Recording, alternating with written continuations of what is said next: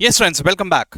अब हम लोग आ जा रहे हैं इलस्ट्रेशन नंबर 45 में। ये question is a IMP question, ठीक है, इंपॉर्टेंट है। और the main challenge with this question is not understanding this question, the main challenge is presenting this question, I mean solution. ठीक है, मतलब यहां पर जो डिटेल आपको दिए हुए हैं, बड़े काम के डिटेल दिए हुए हैं और इसमें पूछा बहुत कुछ है। अब पहला जो कंफ्यूजन आता है सबके दिमाग में वो यही है कि इसे प्रेजेंट कैसे करें। Now this is the skill that you will be developing with your means, धीरे धीरे जैसे आप आगे बढ़ोगे डेवलप होता जाएगा, क्योंकि these are all internal document. समझो इस बात को, budget is nothing but an internal document. अब इंटरनल डॉक्यूमेंट का कोई फॉर्मेट नहीं होता है ना, ऐसा कुछ नहीं है कि भाई as per so and so act आपको इस तरह से ही बनाना पड़ेगा, ऐसा कुछ भी नहीं है। ठीक है, तो ये जो डॉक्यूमेंट होता है ये हम खुद ही बनाते हैं और यहां हमारा स्किल काम में आता है कि किस तरह से बेस्ट पॉसिबल प्रेजेंट किया जाए इसे, ताकि यूजर के ये सबसे ज्यादा काम में आए। ठीक है, और यही स्किल टेस्ट करने के लिए आपके क्वेश्चंस में कभी फिक्स फॉर्मेट आपको दिखेगा नहीं। आपको ये क्वेश्चंस दिखते जाएंगे, इसके सॉल्यूशन में आपको दिमाग लगा के उसका सॉल्यूशन देखना होगा। So please understand one thing, मैं आपको यहाँ पे सॉल्यूशन बता रहा हूँ, मॉड्यूल का सॉल्यूशन तो है ही बिल्कुल, but what is very important is you right it and practice. यहीं से आपका ये प्रेजेंटेशन वाला जो स्किल डेवलप होना है वो यहीं से डेवलप होगा। ठीक है, चलिए तो लेट्स गो।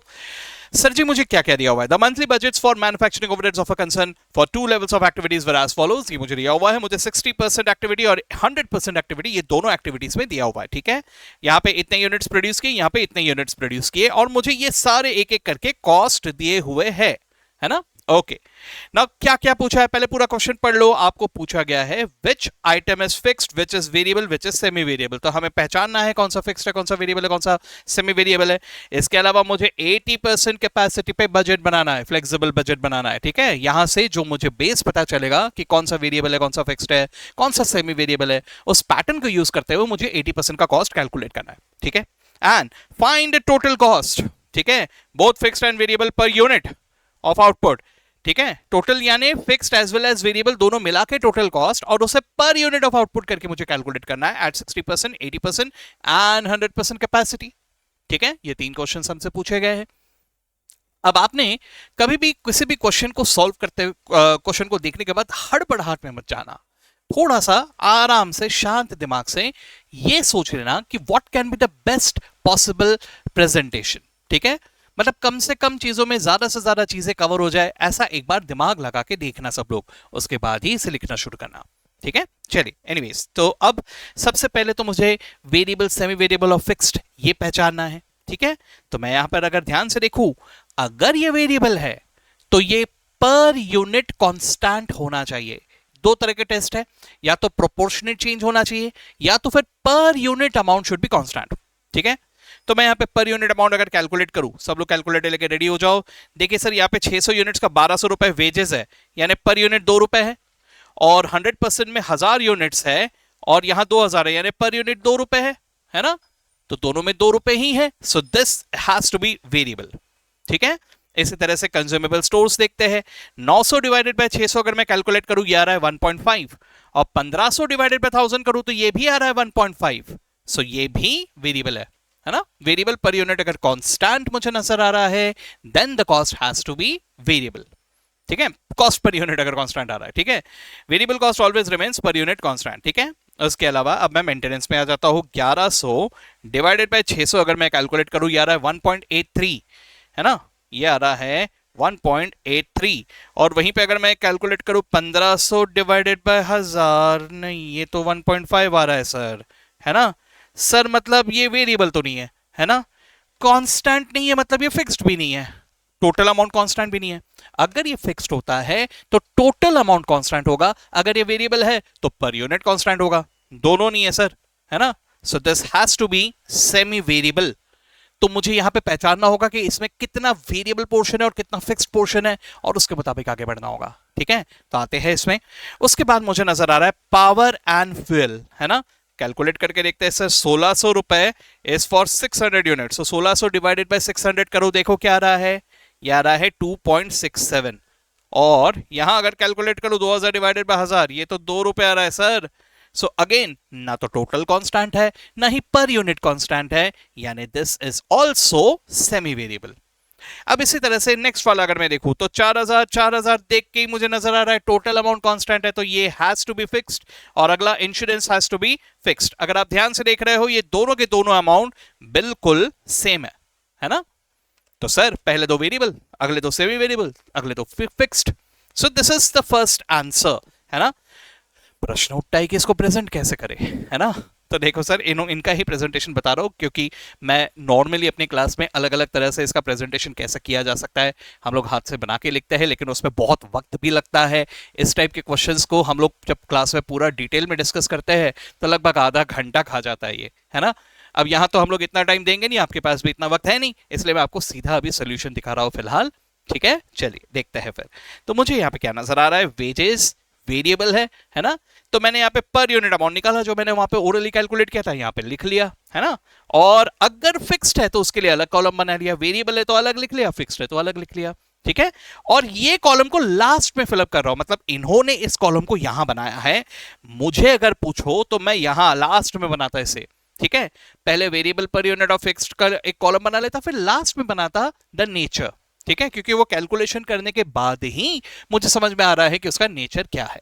ठीक है, वैसे डजंट मैटर आप कॉलम कहीं पे भी बनाओ, उससे कुछ खास फर्क नहीं पड़ता। ठीक है, यस, बनाना फर्क पड़ता है। ठीक है, you need to make the column, कहां बनाओ दैट डजंट मैटर। ठीक है, अब कंज्यूमेबल स्टोर्स को भी इसी तरह से हमने कैलकुलेट कर लिया, 1.5 पर यूनिट वेरिएबल, सॉरी।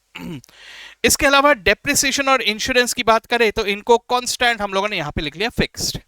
ठीक है, अब अगर हम maintenance of power and fuel में आ जाए तो यहां पर वेरिएबल पोर्शन भी है और फिक्स्ड पोर्शन भी है, तो दोनों को मुझे अलग अलग लिखना होगा। वेरिएबल पोर्शन को अलग लिखूंगा, फिक्स्ड पोर्शन को अलग लिखूंगा। ठीक है, अब ये कैसे लिखूंगा चलो देखते हैं। तो यहां I hope all of you remember, हम लोगों ने पिछली बार फॉर्मूला देखा था, change in cost divided by change in units, इससे मुझे मिल जाएगा वेरिएबल पर यूनिट, है ना? तो ये फॉर्मूला लगाया हमने, दो लेवल के चेंजेस देखिए, मेंटेनेंस में 1100 और 1500 चेंजेस 400 रुपए, 400 रुपए divided by the change in units 400, है ना? 400 डिवाइडेड बाय 400, तो ये 1 per unit is variable portion. ठीक है, अब इस वेरिएबल पोर्शन को किसी भी एक लेवल पे अप्लाई कर लो, जैसे मान लो ये 600 यूनिट्स है, तो 600 यूनिट्स का वेरिएबल पोर्शन 1 रुपए के हिसाब से 600 रुपए होना चाहिए, लेकिन ये टोटल कॉस्ट आपको 600 यूनिट्स पे 1100 नजर आ रहा है ना? तो इसका मतलब 500 रुपए और है क्या, फिक्स्ड, है ना? सो फिक्स्ड पोर्शन मुझे मिल गया यहां पर 500 रुपए। आप सेम तरह से अगर 100% के लेवल पे भी अप्लाई करके देखो तो भी सेम आएगा। ठीक है, एक बार करके देख लो आप लोग। देखिए यहां पर 1500 रुपए कॉस्ट दिया हुआ है ना? अब 1000 यूनिट्स पे 1 रुपए के हिसाब से वेरिएबल कॉस्ट तो 1000 ही रुपए होना चाहिए, टोटल कॉस्ट तो 1500 दिखाई दे रहा है, यानी क्या हुआ 500 रुपए और है कुछ, what that can be, that has to be fixed cost. ठीक है, चलिए तो ये 500 रुपए फिक्स्ड पोर्शन आ गया, वेरिएबल 1 रुपए प्रति यूनिट ऐसा आ गया। अब इसी तरह से पावर एंड फ्यूल में कैलकुलेट करना है, उम्मीद करता हूं आप लोग अभी कैलकुलेट कर लोगे। ठीक है, हाँ जी। अब इसके अलावा मुझे पूछा गया है 80% कैपेसिटी में बजट बनाने के लिए, तो ठीक है सर बना लेते हैं, कौन सी बड़ी बात है, ये कैलकुलेशन हो गया तो अभी 80% कुछ भी नहीं है ना? वेजेस कितना होगा, 80% कैपेसिटी, पहली बात तो कैलकुलेट करना होगा। 80% कैपेसिटी मतलब सर 1000 यूनिट्स है 100% कैपेसिटी में, तो 80% कैपेसिटी में 800 यूनिट्स, है ना? सो सर यहां होगा 800 यूनिट्स एट रेट 2, बरोबर, यहां होगा 800 यूनिट्स एट रेट 1.5, ये दोनों तो फिक्स्ड ही रहेंगे 4000 और 1000, है ना? बाकी मेंटेनेंस और इनकी अगर बात की जाए तो जरा ध्यान से देखिए, मेंटेनेंस में 800 units at rate 1 is the variable portion plus fixed portion 500 रुपए मिला के हो गए 1300। अब इसी तरह से यहां पावर एंड फ्यूल में भी 800 यूनिट्स के एट रेट 1 ये हो गया variable portion plus 1000 fixed portion, जो वहां पे कैलकुलेट करके आपको पता चलेगा, उससे पता चलेगा 1800 रुपए। तो सब मिला के what is the total cost, 10,900, है ना? ये 80% कैपेसिटी पे है, बाकी 60 और 100% कैपेसिटी में टोटल कॉस्ट तो आपको क्वेश्चन में दिया ही हुआ था। तो लास्ट में आपको पूछा गया what is the cost per unit, तो cost per unit at 60% level will be 9800 divided by 600, at 100% 12000 divided by 1000, and at 80% it will be 10900 divided by 800। बस ऐसे 3 कॉलम बना लिए हम लोगों ने और उसके मुताबिक हम लोगों ने यहाँ पे कैलकुलेट किया। ठीक है, वैसे यहाँ पे प्रेजेंटेशन को इस तरह से क्यों रखा, क्योंकि वैसा हमसे पूछा गया था, है ना, पर यूनिट वेरिएबल का भी आपको कैलकुलेट करना है, तो यहाँ पे पर यूनिट टोटल ऐसा करके बनाया, 60% लेवल में पर यूनिट टोटल, 80% में पर यूनिट टोटल, 100% में पर यूनिट टोटल। लेकिन अगर आप ध्यान से देखो तो फिक्स पोर्शन में पर यूनिट यहां ऐसा कुछ भी नहीं लिखा है ना। इसे कैसे लिखा, सीधा ये टोटल लेके यहां पे डिवाइड करके ऐसे लिखा गया है। सो फिक्स पोर्शन में इंडिविजुअल एक्सपेंसेस को पर यूनिट कन्वर्ट मत करना, सीधा टोटल को कन्वर्ट करना। ठीक है, ये समझा सबको।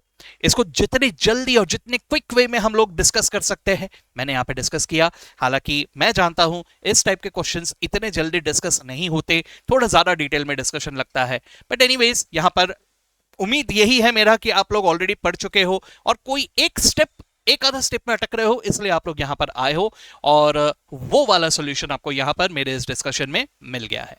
ठीक है दोस्तों, चलिए तो with that let's stop for now. अगले क्वेश्चन में मिलते हैं अगले वीडियो में। Okay, bye bye all of you.